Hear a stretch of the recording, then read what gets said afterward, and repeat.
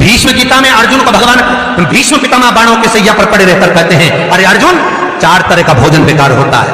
पहला, जिस भोजन की थाली को ठोकर लग गई वो नाली में पड़े हुए कीचड़ के बराबर होता है।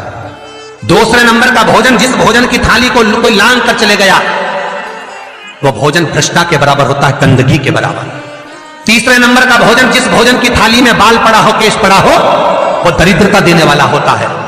और चौथे नंबर का भोजन अर्जुन, अगर पति और पत्नी अगर एक ही थाली में भोजन कर रहे हैं तो वो मदिरा के तुल्य होता है। यदि पति और पत्नी एक ही थाली के अंदर बैठकर भोजन कर रहे हैं तो वो मदिरा के तुल्य है। भीष्म गीता कहती है, अर्जुन, पति के जीवने के बाद अगर पत्नी उसी थाली में भोजन करती है तो चारों धाम के प्रसाद से बड़ा महाप्रसाद बन जाता है। और यदि पति और पत्नी का नियम है कि हम दोनों तो साथ ही भोजन करते हैं तो हाथ जोड़कर निवेदन है, साथ भोजन करो, मना नहीं है, 2 थाली अलग अलग लगाओ।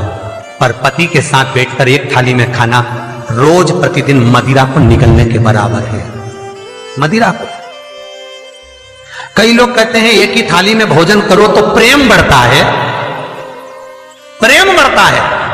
शिव महापुराण की कथा कहती है, पति और पत्नी अगर एक ही थाली में भोजन करते हैं, एक ही थाली में अगर पति और पत्नी भोजन करते हैं तो उस घर की दशा देखिएगा। उस घर के बच्चे कभी भी विद्या में उत्तम नहीं निकल सकते, उस घर के बच्चे कभी भी सत्मार्गी नहीं निकल सकते, मार्ग से विचलित ही निकलेंगे, क्योंकि मदिरा के नशे में पैदा हुए हैं। तो सुन अर्जुन, सुन, यदि बेटी कुंवारी है और बाप के साथ में बैठकर भोजन करती है तो उस बाप की कभी अकाल मौत नहीं होती है, क्योंकि बेटी बाप के काल का हरण कर लेती है।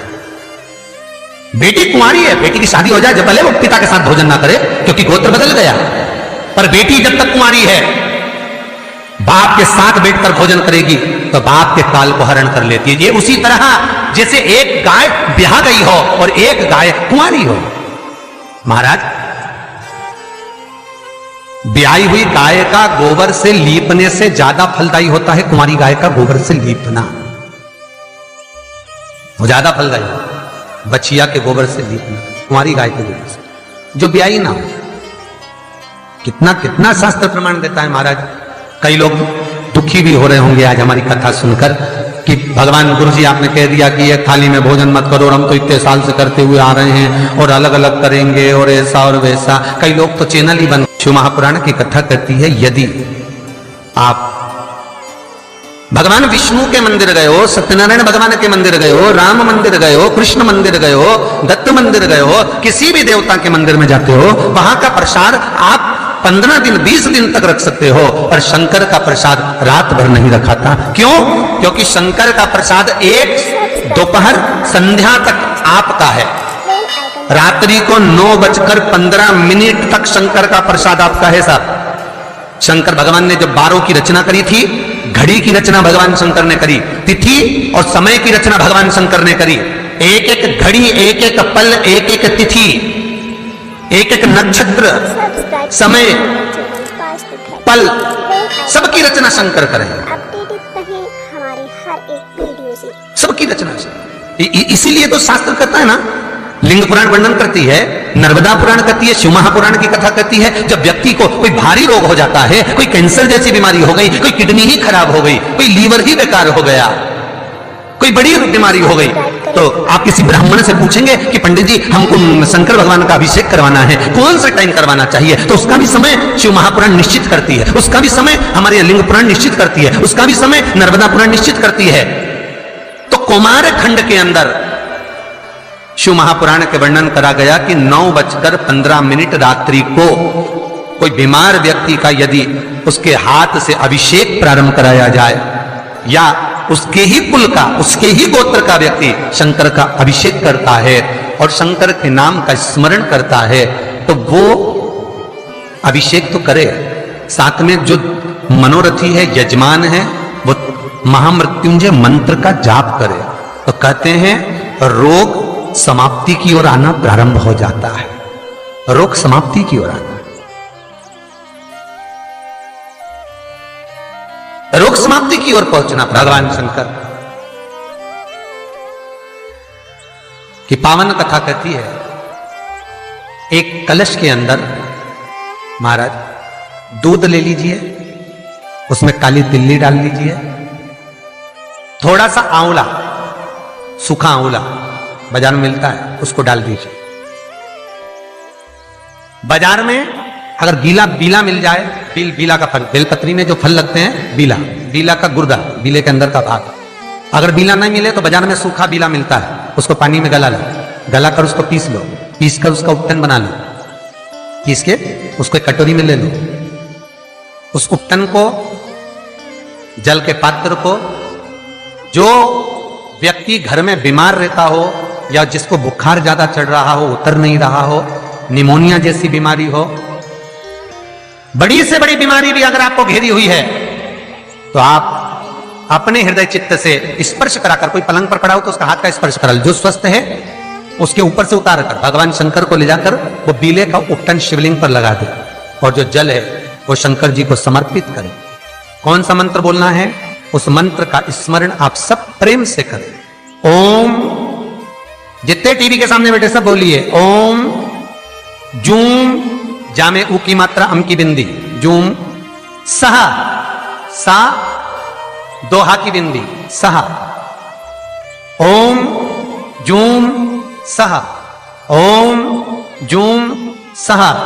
इस मंत्र का जाप करते हुए जो दूध चढ़ा देता है उपटन लगाकर, उसकी बीमारी, उसका रोग समाप्त हो जाता है।